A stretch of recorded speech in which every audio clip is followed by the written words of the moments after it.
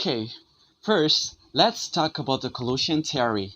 In a container, reactant molecules always move in all directions, and it's possible to collide with each other with either the same or different molecules.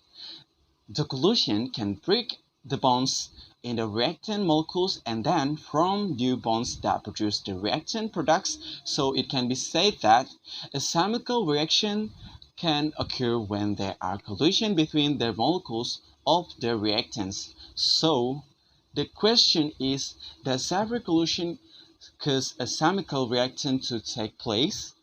The answer is exactly not. Collisions that produce reaction are only effective collision, and the effective collision must meet two conditions. That is, first is in the right position, and the second is enough energy. Okay, guys, so let's see the example.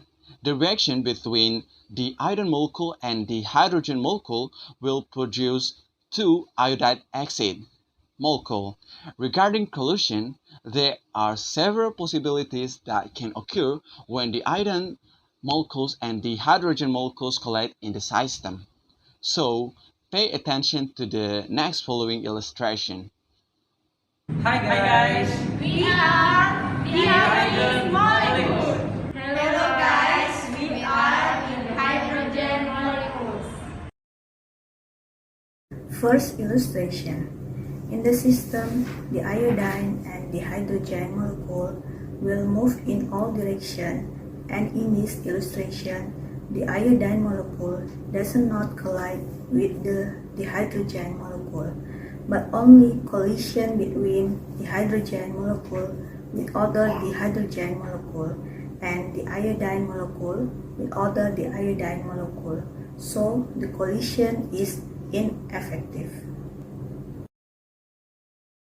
Second illustration. In the system, there are no collision between the iodine and the hydrogen molecules because the direction of the collision is not in the same direction. Third illustration. In the system, there are no collision between the iodine and the hydrogen molecules because the hydrogen molecules do not have enough energy to collide. Fourth illustration. In the system, there is a collision between the iodine and the hydrogen molecules because the collisions are in the same direction and have enough energy to collide. The collision theory in this journal is explained on the reduction process of Cu metal using hydrogen with the following reaction. In this process, temperature plays an important role. That is, temperature can speed up the reaction process.